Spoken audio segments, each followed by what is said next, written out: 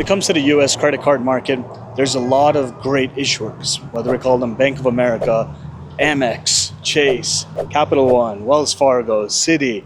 All these guys, they have some decent product offerings, and not just one usually, there's quite a few. At the same time, there's a bank that's usually looked down upon, and they do actually have a decent couple product offerings. Are they the best? Maybe, maybe not.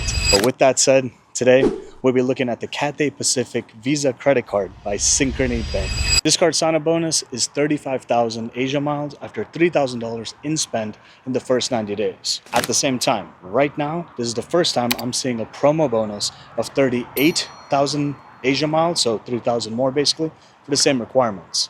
It does have an annual fee of $95, and when it comes to the earn rate, it looks like this. We're looking at 2x Asia miles earned per dollar spent when we're spending with Cathay Pacific, as well as in-flight purchases, 1.5x on dining purchases, both in America and abroad, and an interesting category of 1.5 Asia miles that are earned for each and every dollar spent outside of the US, and then within the US, it's going to be 1x everywhere else. From a benefits perspective, this is what we're looking at. The first is priority check-in. What this really means is that you're able to check in at the premium economy check-in counter, and there's a concept known as travel companions, which I imagine it's basically other folks on the reservation.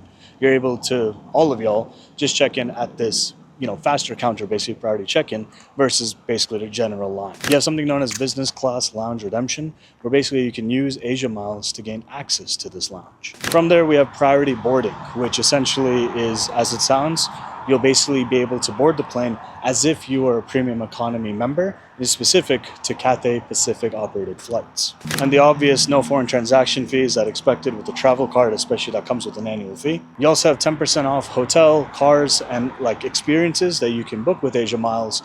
And so 10% off means, example, let's say an experience is 100,000 Asia Miles, you'd be paying effectively 90,000. And this one's officially a benefit, so I gotta say it out loud. It's as follows. You have 10% savings on Asia Miles gift miles, mileage renewals, and mileage transfer fee transactions. All right, guys, I'm gonna get straight into the analysis because this card is kind of ridiculous. And I've had it for the second time in my life. And I'll go through all this context. So the first time I got this card, all right, I really didn't know what I was doing. I'll be very honest. I was like, yo, Asia Miles sounds amazing. I would love to go to Asia. And at that time, in my credit card journey, I didn't know anything about, hey, the optimal miles to, earn, and then the value that you could get, or how the One World Alliance with Cathay Pacific, you have partners like British Airways, American Airlines, and I just didn't know anything at the time. And the reason I'm telling you this is because for $95 annual fee, whether it's a current bonus of 38,000, which is inflated from the normal 35,000 Asia Miles bonus after spending the 3K in the first 90 days from account opening, it's really a no-brainer. And that was one of the bigger mistakes I made in my life, where basically I paid that first annual fee, then I paid the second. I didn't really have a plan. And so I'm sharing this because I knew more the second time around when I got this card. And in the end of the day, right, the obvious answer, the bonus is great, so I'm just gonna glaze over it because there's not much to be said. Simultaneously, if you look at the earn rate, you get 2x miles per dollar spent on Cathay Pacific. But is it great? Is it even worth paying 95 for that type of exchange of value, if you want to even call it that? If you're looking at 1.5x on our restaurant spend within the US, or, in general, if you're outside of America, they have this category where you get 1.5x Asia miles per dollar spent, and then 1x within the US on all other general spend. So that earn rate is not that fantastic either. And if you think about it a different way, you're locked into the program of Asia Miles. So if you don't have award availability, if you're not, kind of able to get what you're getting or what you're looking for, then that itself is a significant way to say, hey, you're locking yourself into a system through this card where you're not even getting value and there's an annual fee. And so after the bonus, what else is left? And I'll tell you what I think is left. What I think is if you're actually, let's say, an American or you're based out of the US and able to get this Cathay Pacific credit card and you're able to really travel that often on Cathay Pacific, and let's just say you're abroad for whatever reason, right? So you have certain things that we just don't have here. So what that means is, let's say there's Cathay Pacific Lounge, for example. There's a benefit of this card where you're able to get in by redeeming Asia Miles, which, basically you still need to spend money. It's not like you're getting free lounge access, but you get the capability through having this card. It's almost like, it's not clout, but it's like an unlockable feature, which I don't really think is a feature, to be frank. At the same time, having this card you get 10% off certain type of redemptions, whether that's for rental cars, hotels, experiences through Asia Miles portal. I will tell you, I have been very, very tempted where last year I took this amazing 15,000 one-way KLM Air France trip from Atlanta to Paris. Okay, it was me and my girl. And literally it was 15K there, 15K back. And the reason I'm explaining this, it was also 5K within Europe.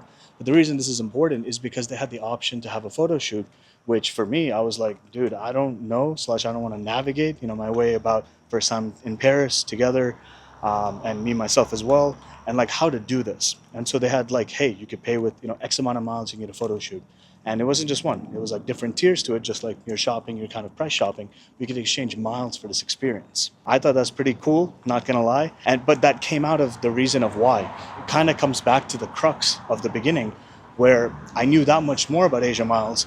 And then I knew, wait a second, the value we could be getting on business and first class, or even just the equivalent of booking, let's say partner airlines like British and American, I could be getting a lot more value. And so what I'm really getting at is that all these things are kind of a bunch of blarney, in the sense of, there were hotel nights where basically the normal Hilton rate, or like an IHG, Marriott, what have you, the same thing in Asia Miles would be like example 242,000 miles, just by memory, for something that may be a 50, 60K type of night. So what I'm getting at is like there's not really this optimal pricing or benefit or advantage. It's just a feature that it's really cool. But that's it. It's really cool. It's not really worth it. It's almost like, hey, there's this feature that you have that makes no sense, but it's up to you if you want to use it. So what else is there with this card? If we really break it down, if you look at example, one more specific kind of thing, you get 10% off with this card.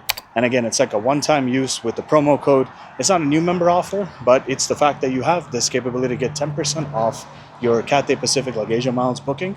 And that may be very valuable, right? So if you're spending like $3,000, $300 back by having this $95 annual fee card, you get it for the first time, get your bonus, great. But I will tell you, similar to how Synchrony as a whole, that's the issuing bank behind the Cathay Pacific Credit Card, man, they suck. And this is like not slander or judgment, just a fact. Unfortunately, I hate to say it out loud, but when I mean they suck, it's the customer service that you really don't have any real true customer service that's talented, that's skilled. If you need help, it's not happening.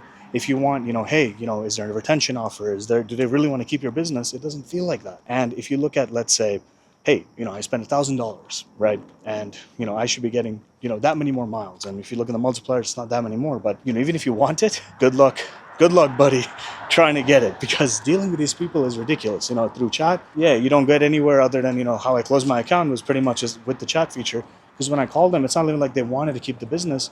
There was no confirmation email. There was no like digital communication. There was absolutely nothing, like no transparency whatsoever. So all of this ranting aside, right? This card is very similar to the previous video I made in this fashion with the American Airlines Red Aviator MasterCard by Barclays Bank.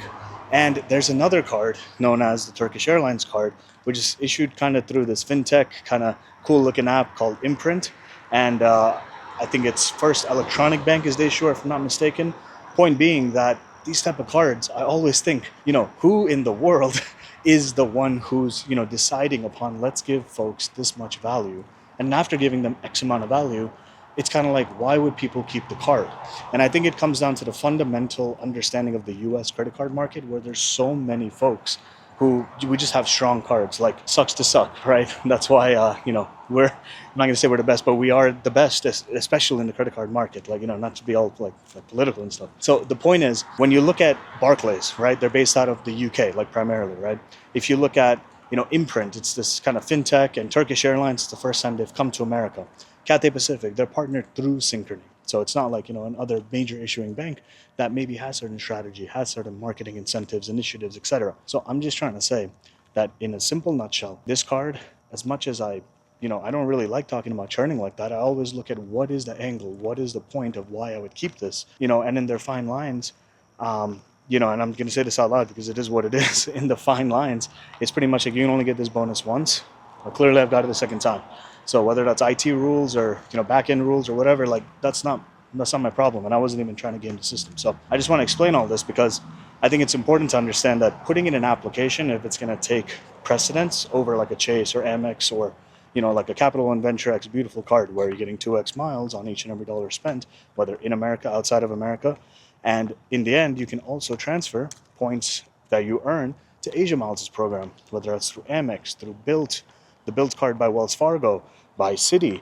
So, dude, like this card, it sucks in one way. It's great, in the introductory way, but there are so many options out there without even needing to pay an annual fee, without juggling things, without feeling like some type of way. This card, even if it had a referral link, I would love to, tell you guys about it, but this is my sheer honest truth.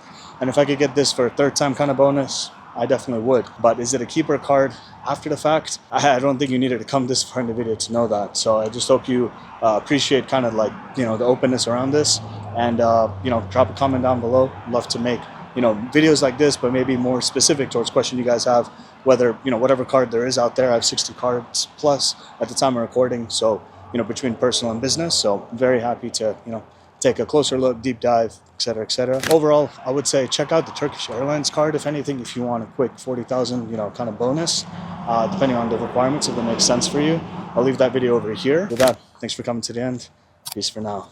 See you in the next one.